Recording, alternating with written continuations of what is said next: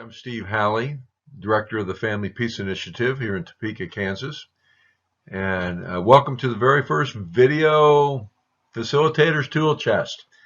When we go around the country presenting our approach to people, it's common. There's almost always two questions that people ask. And I wanted to share with those today. I wanted to see if I could end this once and for all, these myths about trauma-focused battering intervention. And so I just thought I'd like to share with you the questions that people ask and my responses to them. And I put it together in a presentation I call the 2 common myths about trauma-focused battering intervention. So here we go. Myth number 1. Childhood trauma causes battering behavior. That's what people think we're saying. That battering behavior is caused by childhood trauma. And we would say, no, I don't think that that's what we're trying to communicate. In the river of cruelty model, it starts with cruelty that we experience.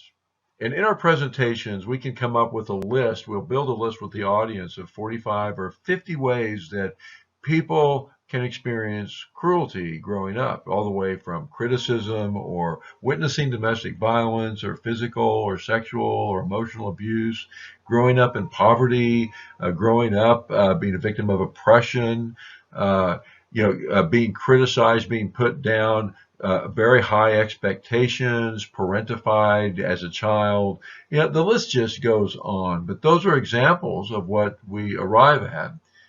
And then we move to our second piece of this, what we call the second box, which is the adverse feelings. The adverse feelings are the emotions that are activated in us when we experience cruelty. And so commonly afraid, sad, helpless, hopeless, broken, dirty, irrelevant, worthless, on and on and on. All those kinds of feelings that people can have when they're experiencing cruelty is in this adverse feelings box. And for some people, they learn that those emotions are normal when we experience cruelty. It's what human beings do. They feel those things. And then the person who experienced the cruelty can work through things. Their emotions are validated. They have somebody sitting with them, teaching them how to be a human being and to experience adverse feelings. Well, most of us didn't have that kind of experience growing up, and we had to learn something else about our adverse feelings. We had to learn that they were not okay for people to see them, or they were so painful for us to experience we never wanted to touch those feelings again. And so then we have to come up with a system to avoid them. And that system is what we call our defense systems. So, and the defense systems is our third box in the river of cruelty. So, defense systems, I'm pretty sure that it's a finite number of things that people can do to defend against their own emotional experiences or to hide them, right? So, for example, if somebody needs to learn or has learned in the river of cruelty that fear equals weakness, right? So, therefore, I have to either show people that I'm not afraid, or I have to work somehow to never allow myself to feel afraid. And so there's strategies that we can use, and many of those involve making other people feel afraid or weak. And so we get aggressive, we get violent, we get controlling, we get dominating, we do things in order so that we don't have to feel afraid, so that we don't have to experience that feeling of being weak. And so in the river of cruelty, one of the tools we use is the idea of passing off the football. We give our fear to others instead of living with it, sitting with it, and processing that fear emotion ourselves. And so there's lots of defense systems. Being aggressive and angry and controlling and dominating are just a few of them. But people drink, they use drugs, they are workaholics. They might become great advocates, for a social cause. They might, become very sexually active. They might surrender and not care and give up, and not even try and put out an effort. There's just so many defense systems that people can use that are designed to do one thing, just to help them avoid feeling those adverse feelings. Right? And so what happens is that childhood trauma activates people to experience adverse feelings. Right? And then if those feelings are not processed, or not validated, or not worked through, then a person has a list of, let's say, 217 defense systems that they are going to pick from in order to manage that adverse feeling. So childhood trauma does not cause battering behavior. Our inability to process our adverse feelings forces us to choose defense systems. And one of those is battering behaviors, dominating, controlling our partner. So this is false. Childhood trauma does not cause battering behavior, and battering behavior is one of many potential symptoms, defense systems, that can result from trauma.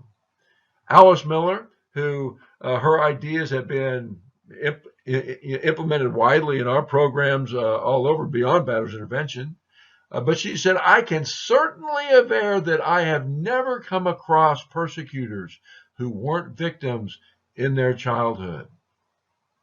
Wow. And that's a lady who has worked with a lot of people and studied cruelty for years before her death, maybe a decade ago. The second myth is that trauma-focused battering intervention provides an excuse for those who batter. Oh, the reason that you're battering is because you were abused as a child, and so let me cuddle you and make you feel better and warm you and love you, and everything will be fine, right? I can tell you that there is no excuse for domestic violence, and trauma-focused battering behavior is not driven to be able to provide an excuse for those who are using cruelty in relationships. It actually raises the accountability. We're asking people to almost double what they're accountable for, not only for the cruelty that they've used in their relationships, but also to become accountable for healing the impact of the cruelty that happened to them long before they were ever cruel to anyone. Right? And that second piece may be more difficult than the first. Going back and exploring what was the harm that I experienced and how did that impact me through my life. It's significant. And so we're asking for more accountability. It's not enough, in our view, to just simply ask people to be accountable for hitting, choking, slapping, strangling, kicking, beating, name calling, putting down, degrading, isolating. It's not enough to just talk about what they've done.